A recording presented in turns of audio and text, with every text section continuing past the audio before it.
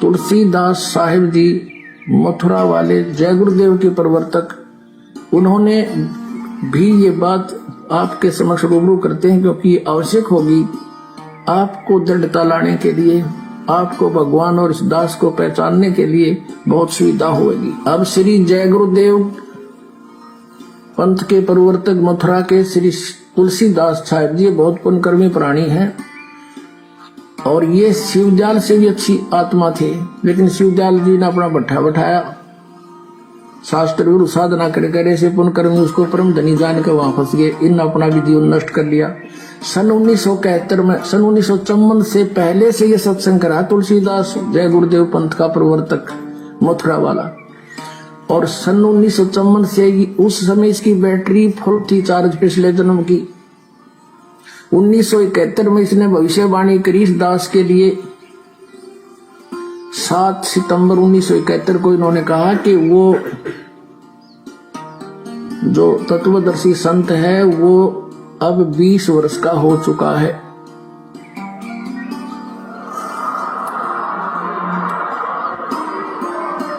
सात सितंबर 1971 को इसने भविष्यवाणी की कि वो 20 वर्ष का हो चुका है। दास का जन्म 8 सितंबर 1951 को हुआ।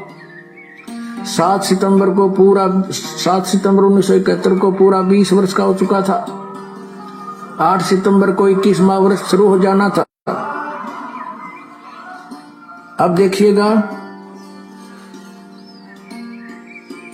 एक पुस्तक है जय गुरुदेव की वाणी भाग 2, ये यहां से छपी है। ये है श्री तुलसीदास जी महाराज संत पर। ये पहला राधा स्वामी पंथ का पहला संत है जो दास लिखता है, नहीं तो सब सिंह लिखे अपने बीच है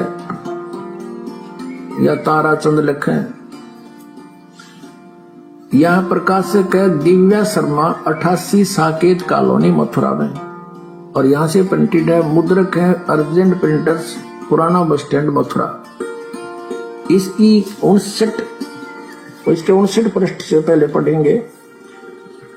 28 अगस्त को इन्होंने एक भविष्यवाणी करी थी, ये देखिएगा, ये 59 पृष्ठ है इसका, 59, और ये 28 अगस्त शाकाहारी पत्रिका 28 अगस्त 1971 में इसने कोई भविष्यवाणी की थी कि महापुरुष का जन्म भारतवर्ष के एक छोटे से गांव में हो चुका है और वह व्यक्ति मानव इतिहास का सबसे महत्वपूर्ण व्यक्ति बनेगा।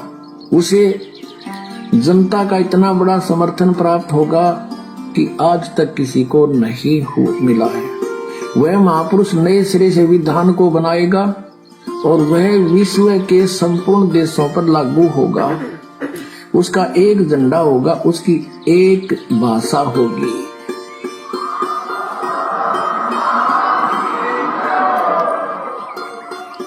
अब ये स्टेटमेंट, ये भविष्यवाणी समझो या सच्चाई, क्योंकि भविष्यवाणी तो है आगे की, इसने तो बता दिया कि हो चुका है। ये 28 अगस्त को इसने ये स्टेटमेंट दी। फिर लोगों ने पूछा जी कौन है, कहाँ है बताओ। तो फिर आगे 7 सितंबर को, यानी इस 50 पृष्ठ पे लिखा है, इसके बाद देखिएगा, इसी पुस्तक के 50 पृष्ठ पे लिखा है। शाकाहारी पत्रिका 7 सितंबर 1971 वाली, इस दिन स्टेटमेंट दी इन्होंने कि क्या दिया, 7 सितंबर 1971 को वो 20 वर्ष का हो चुका है। दास का जन्म 8 सितंबर 1951 को हुआ। 7 को दास पूरा 20 वर्ष का हो गया और 8 को 21वां शुरू हो गया। यहाँ कहा इसने कि वह अवतार जिसकी लोग प्रतीक्षा कर रहे हैं 20 वर्ष का हो चुका है 7 सितंबर 1971 को। यदि उसका पता बता दूं तो लोग पीछे पड़ जाएंगे। अभी ऊपर से आदेश बताने के लिए नहीं हो रहा है। मैं समय का इंतजार कर रहा हूं और सभी महात्माओं ने समय का इंतजार किया है। समय आते ही सबको सब कुछ मालूम हो जाएगा। बोलो सतगुरुदेव।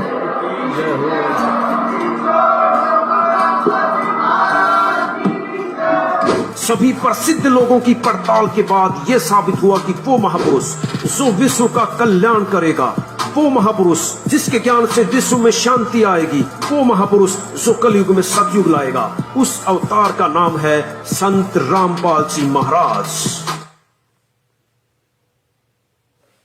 तो पुण्यात्माओं, आप जिन्हें वीडियो के माध्यम से पूरी सच्चाई सहसबूत परमाणु सहित अपनी आंखों से देखी है, और हाथ कंगन को आरसी क्या, पढ़े लिखे को फारसी क्या, और जय गुरुदेव पंथ से जुड़े हुए सभी भाई बहनों से मैं हाथ जोड़ के विनती करता हूं कि आपके गुरुदेव तुलसीदास जी जो आपका मार्गदर्शन करके चले गए कि वो महापुरुष 20 वर्ष का हो चुका है, एग्जैक्ट सारी बातें जो उन्होंने बताई, वो सारी बातें इस पृथ्वी पे नहीं पूरे विश्व में अगर किसी धार्मिक संत के ऊपर खरी खरी उतरती हैं तो आज आपकी आंखों के सामने है वो परम शक्ति, वो परम पुरुष, वो महापुरुष, वो साक्षात कबीर परमेश्वर, वो अल्लाह, खुदा, गॉड, रब केवल सतगुरु रामपाल जी महाराज जी हैं। प्रार्थना कर सकता हूं, विलंब ना करें, प्रमाण आपके सामने हैं, सबूत आपके समक्ष हैं। समझदार व्यक्ति को देर नहीं लगानी चाहिए, वरना विनाश के समय में जो तांडव मचेगा उस समय चाहे कितने हाथ जोड़ लेना, कितने ही पैर पकड़ लेना, परमेश्वर रक्षा नहीं करेंगे, क्योंकि उनके भी कुछ विधान है, उनका भी संविधान है, उनकी भी कुछ मान मर्यादाएं हैं। इसीलिए आप जीवों को उस विनाश के समय से पहले ही उस परमपिता परमेश्वर की प्रेरणा से, उन्हीं के आशीर्वाद से ये लाइव वीडियो बना बना के संदेश दिए जा रहे हैं, सहसबूत प्रमाणित, ताकि आप समय रहते सच्चाई को स्वीकार कर लें और विनाश के समय में स्वयं और अपने परिवार को विनाशित होने से बचाएं। आगे चलिए, रूपा आनंद जी उस कल्कि अवतार के विषय में, उस परम पुरुष के विषय में, उस सुप्रीम के विषय में और क्या भविष्यवाणी करती हैं, क्या क्या पहचान बता रही हैं, जो पहचान सुनने के बाद आपको दृढ़ता आएगी, आपके अंदर एक अपने गुरु के प्रति, अपने सतगुरु के प्रति, उस अवतार के प्रति एक विशेष श्रद्धा और लगन का भाव पैदा होगा। और वीडियो आप आगे देखते जाना, ऐसे ऐसे राज खुलेंगे, ऐसे ऐसे भविष्यवाणियां उस परम पुरुष के ऊपर सत्य बैठाई जाएंगी। वो वर्तमान में जिस स्थिति में हैं, वर्तमान में जहां पे बैठे हुए हैं, उसकी भी भविष्यवाणियां पहले से कर रखी हैं कि जिस समय विनाश का समय नजदीक होगा, वो संत गुप्त रह के किसी एक जगह पे बैठा होगा।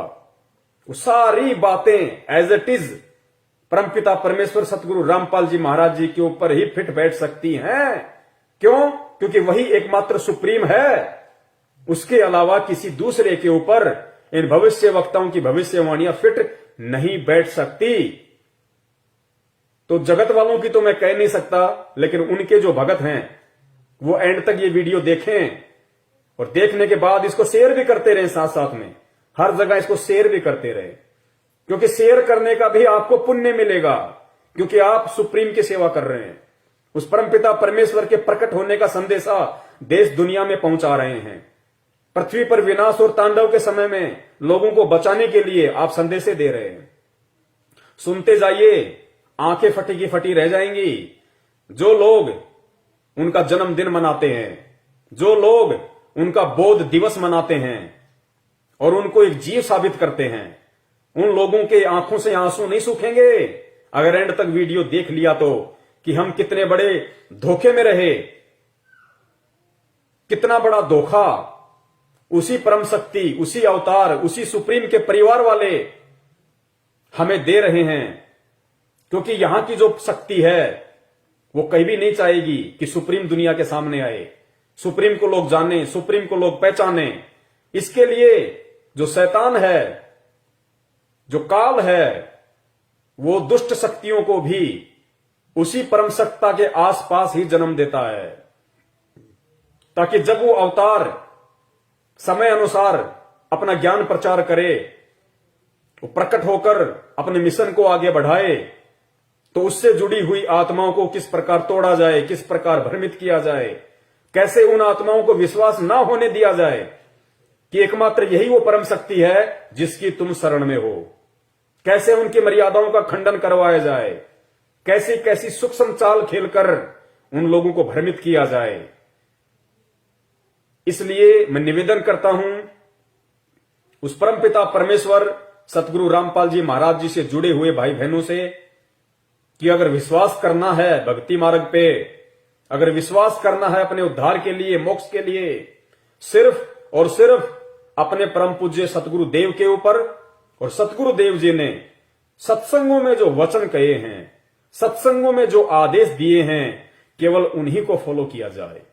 और अगर किसी अपने जैसे व्यक्ति की बात भी माननी पड़े तो बात मानने से पहले यह सुनिश्चित कर लेना, यह नीर खीर का निबेड़ा कर लेना कि अमुक व्यक्ति यदि हमें कोई सलाह या परामर्श दे रहा है भक्ति मार्ग का, क्या वो मेरे परम पूज्य गुरुदेव के ज्ञान से मेल खाता है या नहीं खाता है, उनके सत्संगों से मैच करता है या नहीं करता है। अगर करता है तो सहर्ष स्वीकार कीजिए, अगर नहीं करता है तो उस व्यक्ति को तुरंत धुतकार देना चाहिए, उसको अपने से दूर कर देना चाहिए या खुद उससे दूर हो जाना चाहिए, क्योंकि वो काल का एजेंट होगा। वो तुम्हें डुबोएगा, तुम्हें बर्बाद करेगा, तुम्हें कभी भी उस परम सत्ता के संपर्क में नहीं रहने देगा। सुनिए आगे रूपा आनंद जी, परम पूज्य सतगुरु रामपाल जी महाराज जी के विषय में, क्योंकि हम तो यही कहेंगे, क्योंकि एकमात्र वर्तमान समय का जो कल्कि है केवल सतगुरु रामपाल जी महाराज जी हैं। वर्तमान का यदि कोई सुप्रीम है, कोई अवतारी शक्ति है, केवल परम पूज्य सतगुरु रामपाल जी महाराज जी हैं। लेकिन ये भविष्य वक्ता लोग ना समझ पाने के कारण उन्हें किसी और से जोड़ रहे हैं। तो ये अपने अनुसार चलें, हम अपने अनुसार चलें। तो हमारे अनुसार और इनकी सोच आधार से परम पूज्य सतगुरु रामपाल जी महाराज जी के विषय में भविष्य वक्ता रूपा आनंद जी और क्या पहचान बता रही हैं कि उस कल्कि की और क्या क्या पहचान होंगी। सुनिए। ये भी देखना कि कैसा ज्ञान दे रहा है वो, किस तरह का ज्ञान दे रहा है, ज्ञान है भी या नहीं, या फिर सिर्फ बोल देने से कि मैं कल की हूं क्या वो हो जाएगा कल की? नहीं, वो ज्ञान भी देगा, ऐसा ज्ञान देगा ना कि लोग पागल हो जाएंगे। और ऐसे ऐसे खुलासा करेगा ना हमारे इतिहास को लेके कि लोग पागल ही हो जाएंगे कि अरे यार ये तो मैंने कभी सुना ही नहीं था, ये क्या बात है, नई बात। और वो साबित भी करेगा, सिर्फ बोलेगा नहीं, सिर्फ बोलना उसका काम नहीं होगा, साबित भी करेगा, साइंटिफिकली भी प्रूव करेगा, हर तरह से प्रूव करेगा। अंत में जीत उसी की होगी। नास्ट्रेडमस ने भी यही कहा था, वी फॉर विक्ट्री, वी का निशान, वी है ना, वी का निशान, तो ये कोड है।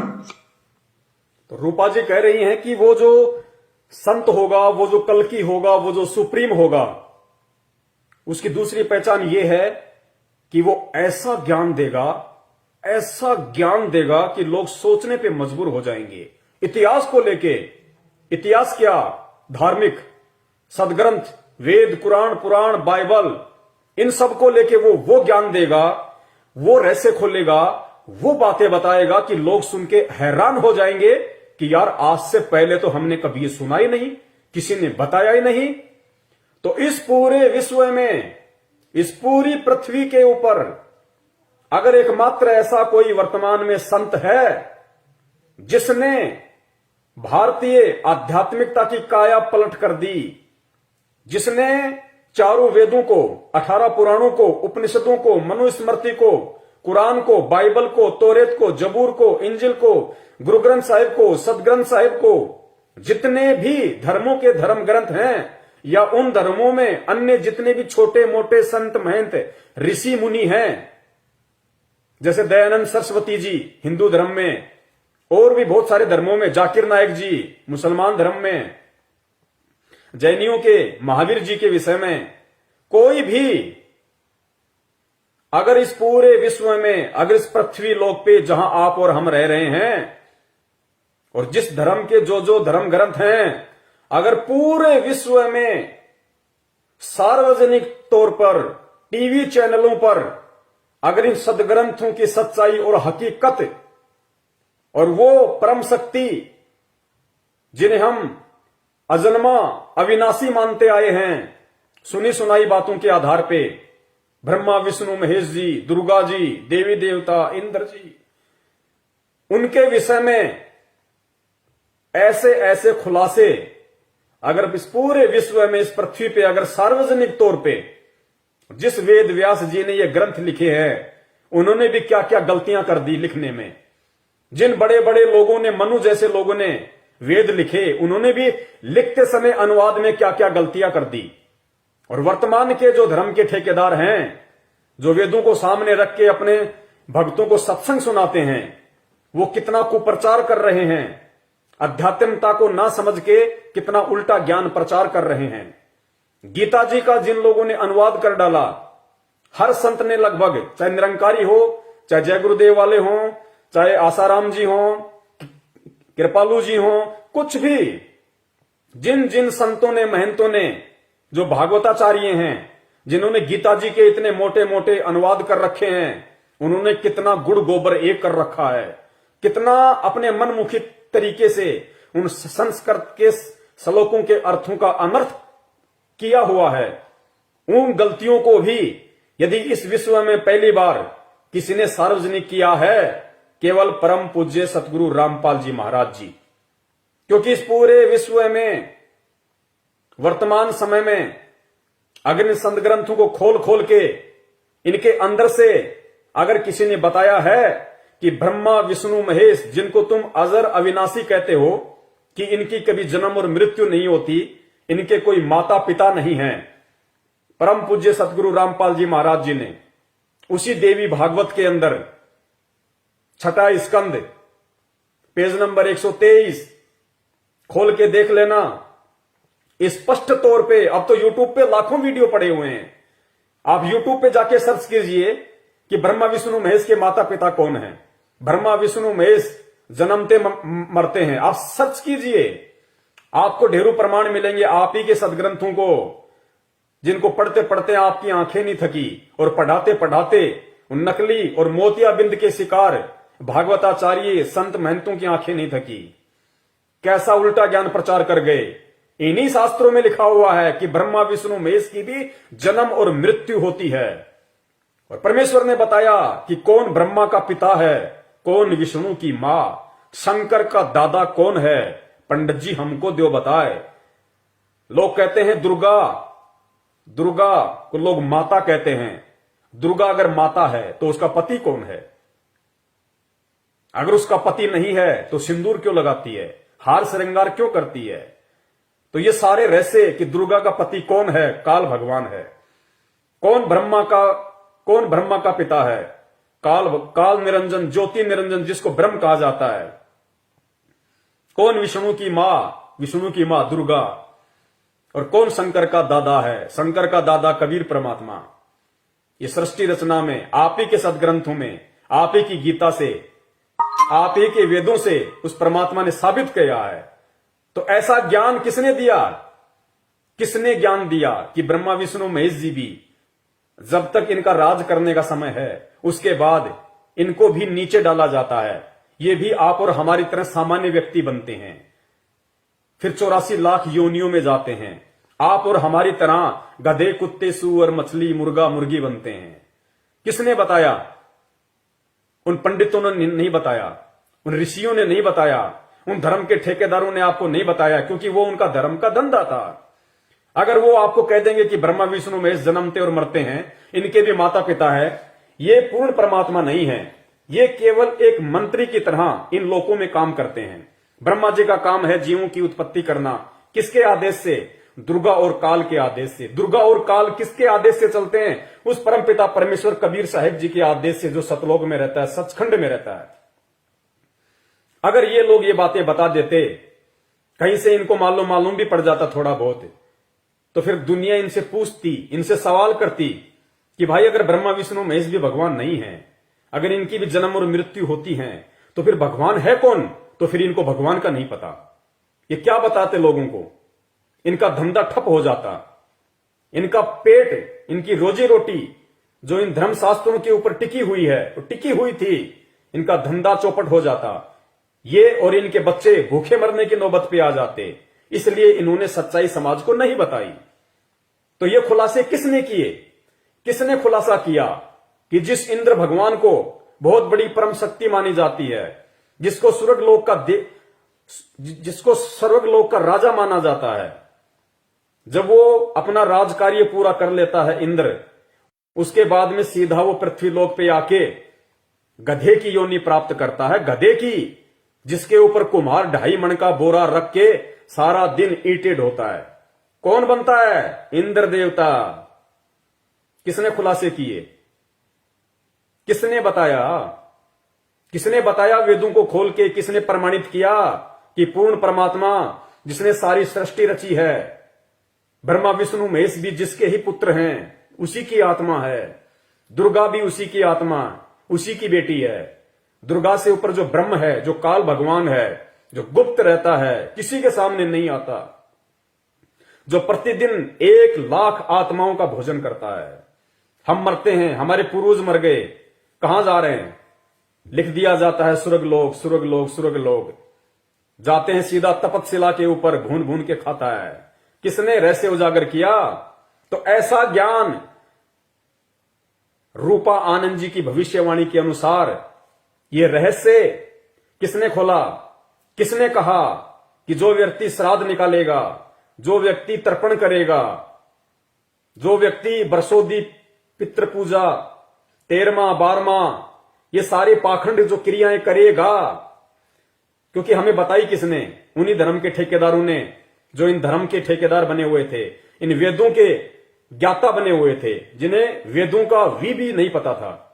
उन लोगों ने पूरे समाज को भ्रमित किया, पूरे देश को उन्होंने भ्रमित किया। आज उस भ्रमणा से बाहर कौन निकाल रहा है? कौन हमारे को सत्य भक्ति दे रहा है? कौन हमारे को इस 84 लाख योनियों से मुक्त होने का रहस्य बता रहा है? कौन हमारे को वो सत्संग, वो आरती, वो मंत्र दे रहा है, जिनके प्रभाव से हम यहां भी सुखी हो सकते हैं, यहां भी हम सुख प्राप्त कर सकते हैं, और शरीर त्यागने के बाद हम इस 84 लाख इस जन्म मरण के रोग से, जिस रोग से ब्रह्मा विष्णु महेश भी नहीं बच सकते, उस रोग से हमें केवल यही परमपिता परमेश्वर संत रामपाल जी महाराज और इनके द्वारा जो भक्ति मंत्र, जो साधना दी गई है, एकमात्र यही वो हथियार है जो इस काल के जाल को काट सकता है, इस आत्मा का उद्धार, आत्म कल्याण कर सकता है। किसने खोले ये रहस्य? ऐसा ज्ञान किसने दिया? जिसने भी सुना उसकी नसें फट गई कि यार आज से पहले तो हमें ये किसी ने बताया ही नहीं, आज से पहले तो हमने किसी संत महंत बाबा से सुना ही नहीं। हम जिसके भी सत्संग सुनने गए, सामने बैठा, पद्मासन लगाया, माइक हाथ में लिया, रटा रटाया राग, आधा घंटा 1 घंटा आलापा, भक्तों में प्रसाद बांटा, अपने घर पे आ गए। किसने ये ज्ञान दिया कि मंदिर में भगवान नहीं है, मस्जिद में भगवान नहीं है, गुरुद्वारे में भगवान नहीं है? किसने ज्ञान दिया कि मूर्ति में परमात्मा नहीं है? पत्थर की मूर्ति ना सुन सकती, ना देख सकती, ना खा सकती, और तुम चेतन होके, हे प्राणी तू चेतन, तू देख सकता है, तू सुन सकता है, तू खा सकता है, तू महसूस कर सकता है, और वो पत्थर की मूर्ति जो ना सुन सकती है, ना देख सकती है, ना खा सकती है, ना बोल सकती है, तू चेतन होके जड़ के आगे माथा नहीं हो रहा? तू चेतन होके जड़ के पैरों पे पानी डाल के चरणामा समझ के पी रहा है। तेरे से बड़ा दुर्बुद्धि इंसान कौन होगा? तुझे भगवान ने क्यों मानुष तन दिया? क्यों 84 लाख योनियों से भिन्न तेरे को ये शरीर दिया परमात्मा ने? केवल अपनी पहचान करवाने के लिए। क्यों तुझे परमात्मा ने शिक्षा दी? इस वर्तमान समय में तुझे पैदा करके परमेश्वर ने तुझे अक्षर ज्ञान क्यों कराया? तुझे शिक्षा क्यों दी? ताकि तू अपने धर्म के इन धर्म ग्रंथों को पढ़ सके, समझ सके, किसी तत्वदर्शी संत की पहचान कर सके, जान सके उसके विषय में, और अपना आत्म कल्याण करवा सके। इसलिए परमात्मा ने तुझे सुंदर मानव दे दी है, तुझे ये बुद्धि बख्शी है उस परम पिता परमेश्वर ने, और तू ये सारी चीजें प्राप्त करके भी एक जड़ के ऊपर, एक पत्थर के ऊपर आश्रित होकर बैठा है। तेरा आत्म कल्याण कैसे होगा? तो इस पूरे विश्व में सभी धर्मों के धर्म ग्रंथों को खोल खोल के ये गूढ़ रहस्य जो सतयुग से लेके आज तक किसी ने नहीं बताया, किसने बताया, किसने समझाया? केवल इस कल्कि ने, केवल इस सुप्रीम ने, परम पूज्य सतगुरु रामपाल जी महाराज जी ने।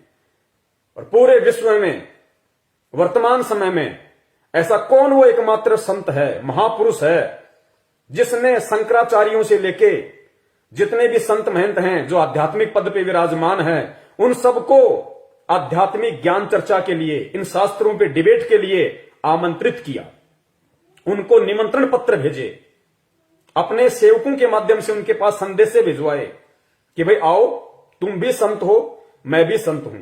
संत का काम समाज सुधारना है, आत्माओं का उद्धार करना है। क्यों ना हम सब एक मंच पे इकट्ठे हो जाएं। तरह तरह के वचन, तरह तरह की विचारधाराएं समाज में जा रही हैं, दुनिया भ्रमित हो रही है। किस संत को अच्छा माने, किसके ज्ञान को अच्छा माने, क्या सही है क्या गलत है, लोग भ्रमित हो रहे हैं। तो एक मंच पे आओ। और गुरुदेव ने कहा कि भाई यदि तुम्हारा ज्ञान सत्य होगा और यदि तुम शास्त्रों में जो बातें तुम बोलते हो कि ब्रह्मा विष्णु महेश कभी जन्मते नहीं, मरते नहीं, इनके कोई माता पिता नहीं, ये तो अजरो मर हैं, इस बात का यदि इन शास्त्रों में यदि कोई प्रमाण दिखा दोगे तो मैं तुम्हारी बात को मानूंगा और मैं भी तुम्हारा शिष्य बन के तुम्हारी भक्ति करूंगा। और अगर प्रमाण नहीं है और यदि मैं प्रमाण दिखा दूं तो तुम्हारे को मानना पड़ेगा। कोई नहीं आया, कोई भी नहीं आया। डंके की चोट पे परमात्मा ने साधना टीवी चैनल के माध्यम से, अन्य टीवी चैनलों के माध्यम से पूरे हिंदुस्तान के आध्यात्मिक जगत के इन संतों को, महंतों को और यहां तक कि मुस्लिम धर्म के जाकिर नायक जी को खुले तौर पे उस परमपिता परमेश्वर सतगुरु रामपाल जी महाराज जी ने आमंत्रित किया, निमंत्रण पत्र भेजा। आज तक किसी माई के लाल की हिम्मत नहीं हुई कि हम परम पूज्य सतगुरु रामपाल जी महाराज जी से जाके इन आध्यात्मिक क्षेत्र में, इन सदग्रंथों के ऊपर, इन धर्मशास्त्रों के ऊपर डिबेट कर सके। क्यों? क्योंकि सत्संग सबने सुन रखे संत रामपाल जी महाराज जी के, और उनको अच्छे से पता था कि प्रमाणों के आधार पे, सदग्रंथों को आधार बना के तुम संत रामपाल जी महाराज जी के सामने 5 मिनट भी टिक नहीं सकते। और जनता शिक्षित है। अब पहले वाली जनता नहीं है कि लोग पागल हैं, लोग मूर्ख हैं, जो ज्यादा संस्कृत बोल देगा तो लोग तालियां पीट देंगे। नहीं, लोग शिक्षित है, सबके पास एंड्रॉयड मोबाइल हैं। गीता जी का कौन सा अध्याय, कौन सा श्लोक, यजुर्वेद, अथर्ववेद, सामवेद, ऋग्वेद का कौन सा अध्याय, कौन सा श्लोक, कौन सा सूक्त, कौन सा मंडल क्या बोलता है, हिंदी में अनुवाद है, संस्कृत में अनुवाद है, अंग्रेजी में अनुवाद है, हर भाषा में ट्रांसलेट है। तुरंत खोल के देख लेंगे कि शंकराचार्य जी इस श्लोक का क्या अनुवाद कर रहे हैं और रियल में इसका क्या अनुवाद है। इसलिए ये परमेश्वर ने आप और हमारे को शिक्षा दी ताकि हम भ्रमित ना हो, किसी के बहकाव में ना आए। मानव जन्म हमें मिला है, हमें इसकी सार्थकता का पता चले, हमें इसकी महत्वता का हमें मालूम पड़े कि समय हाथ से निकलता जा रहा है। परमपिता परमेश्वर तत्वदर्शी संत के रूप में धरती पे प्रकट है। अगर हिंदू का आत्म कल्याण होगा तो संत रामपाल जी महाराज जी की शरण में आके होगा। अगर मुसलमान का आत्म कल्याण होगा तो संत रामपाल जी महाराज जी की शरण में आके होगा। अगर जैनी और सिख धर्म या ईसाई धर्म के किसी व्यक्ति का, किसी बहन भाई का आत्म कल्याण होगा या हो सकता है, केवल परम पूज्य सतगुरु रामपाल जी महाराज जी की भक्ति साधना को अपना कर ही हो सकता है। अन्य कोई भी मंदिर, मस्जिद, गुरुद्वारा, पीर, फकीर, मजार ये तुम्हारा आत्म कल्याण नहीं कर सकते। तुम्हें अंत में गधे, कुत्ते और सूअर की योनि में ले जाके छोड़ेंगे। इस बात को गांठ बांध लेना और वीडियो ध्यान से सुनते जाना। तो रूपानंद ने कहा कि वो संत है ना, ऐसी बातें बताएगा, ऐसा ज्ञान देगा कि लोग सोचने पे मजबूर हो जाएंगे। तो जो लोग उस अवतारी महापुरुष संत रामपाल जी महाराज जी के संपर्क में आ चुके हैं, जो लोग उनके सत्संग सुनते हैं, उनका सिर चकरा गया सत्संग सुनते ही कि हे भगवान कहां छुपे बैठे थे, हे परवरदिगार, हे परमपिता परमेश्वर, असंख्य युगों से हम आपके तलाश में ढूंढते ढूंढते मर गए मालिक, आपने कैसे हमारा हाथ पकड़ लिया। ये ज्ञान आज से पहले कहां छुपा था। हम रोज गीता पढ़ते थे, रोज हम गीता का पाठ करते थे, बहुत सारे संतों की शरण में गए, उनके सत्संग सुने। उन्होंने तो कभी ये बातें जो लिखी हुई है, जो आज हमारी आंखों के सामने, आज हमारी समझ में आ रही है, उन्होंने ना कभी ढंग से पढ़ाया, ना उन्होंने कभी बताया, ना उनको मालूम। हे परमात्मा, हमारे अहोभाग्य। तो ऐसा ज्ञान रूपा आनंद जी अगर इस पृथ्वी पे किसी ने दिया है, इंटरनेट पे सर्च करके देख लेना, संत आसाराम जी के सत्संग करके देख लेना, श्री कृष्ण से ऊपर उनकी बुद्धि नहीं है। निरंकारियों के सत्संग सुन के देख लेना, वो तो भगवान को मानते ही निराकार हैं। अन्य किसी धर्म ग्रंथों वालों के सत्संग सुन के देख लेना, कचरा मिलेगा, कचरा। धर्म के नाम पे, सच्चाई के नाम पे सिर्फ कचरा। सारे के सारे मूर्ति पूजक, उल्टा ज्ञान उनके पास में कुछ नहीं। तो सर किसने चकराया? संत रामपाल जी महाराज जी ने ज्ञान देके और भगत का सर चकरा दिया कि परमात्मा अहोभाग्य, आज से पहले ना सुना ना देखा। सब लोग यही रट्टा रट रहे थे, ब्रह्मा विष्णु महेश से ऊपर कोई नहीं, उनसे ऊपर कोई नहीं। अरे उनसे ऊपर तो बहुत हैं, उनसे ऊपर तो उनकी माता दुर्गा है। दुर्गा से ऊपर दुर्गा का पति काल भगवान है, ज्योति निरंजन, जिसको ब्रह्म बोलते हैं, जो 10वें द्वार पे बैठा रहता है। उससे ऊपर अक्षर पुरुष है। गीता जी अध्याय नंबर 15 श्लोक नंबर 17, 2 इमो पुरुष च लोक उत्तम पुरुष तू अन्य परमात्मा इति उधारते। इन सदग्रंथों के श्लोकों का, इन शास्त्रों का ये गुप्त भेद, गुप्त रहस्य किसने बताया इस पृथ्वी पे? केवल परम पूज्य सतगुरु रामपाल जी महाराज जी ने। अब आप एक बात बताइए, कल्कि कह रहे हैं कि जो कल्कि कलयुग के एंड में आना है, अरे वो तो ये खुद कहते हैं कि सफेद घोड़े पे आएगा, हाथ में उसके तलवार होगी। अरे जिसके हाथ में तलवार होगी उसके ज्ञान का क्या लेना देना उसको? वो तो लोगों का सत्यानाश करेगा कल्कि। तो वो तो जो अधर्मी आत्मा होंगी उनको कोई सत्संग सुना सुना के थोड़े ना कोई बदलेगा। सत्संग तो उनके आसपास ही नहीं है। सत्संग तो श्री रामचंद्र जी के आसपास नहीं था, श्री कृष्ण चंद्र जी के आसपास नहीं था। सत्संग वर्तमान के शंकराचार्यों के आसपास नहीं है। वो तो हाथ में 6 फुट की तलवार लेके आएगा भैया, 6 फरस की। वो तो गाजर मूली की तरह काटेगा। उसका काम ही केवल यही होगा, इसीलिए आएगा वो ज्ञान देने नहीं आएगा, वो सत्संग सुनाने नहीं आएगा। अरे जो विष्णु जी के लोक से आएगा, जिसकी बुद्धि विष्णु जी से ऊपर नहीं है, जो सतयुग में भगवान विष्णु का पुजारी था, वो विष्णु से ऊपर किसको मानेगा? और उसकी शरण में आके तुम कौन सा अपना आत्म कल्याण करवा लोगे? जो हाथ में तलवार लेके आएगा वो तो काट के ही कल्याण कर सकता है। तो मानव शरीर से काट दिया तो अगला जन्म गधे का तैयार है, सूअर का तैयार है, फिर तेरे को कसाई काटेगा। तो आत्मा का उद्धार केवल परम संत की शरण में आने से होगा। तो इन भविष्य वक्ताओं की भविष्यवाणियां क्या कहती हैं, ये खुद क्या बोलते हैं?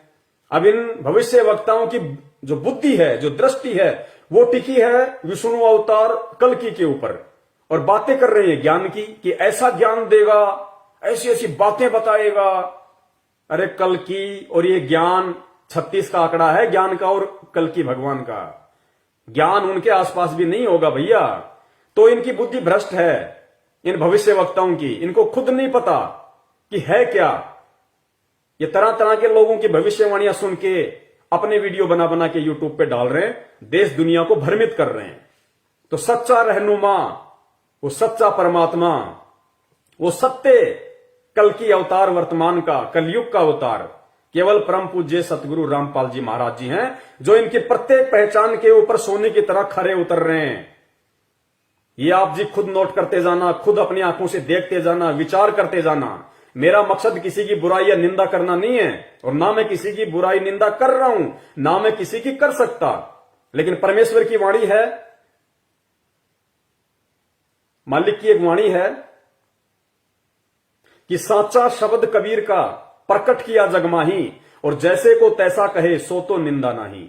सत्य को सत्य कहना निंदा नहीं होती, लोगों का जीवन सत्यानाश होने से बचाना है।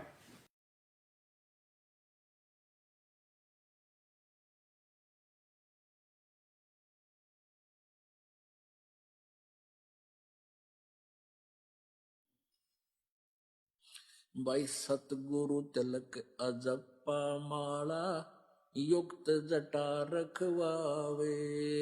सतगुरु तिलक अजप्पा माला, युक्त जटा रखवावे। जत को पीन सत का चोला, भीतर बेख बनावे। जब कोई राम भगत गत पावे हो जी, जब कोई राम भगत गत पावे हो जी। भाई लोक लाज मर्याद जगत की, तरण जो तोड़े बगावे। लोक लाज मर्याद जगत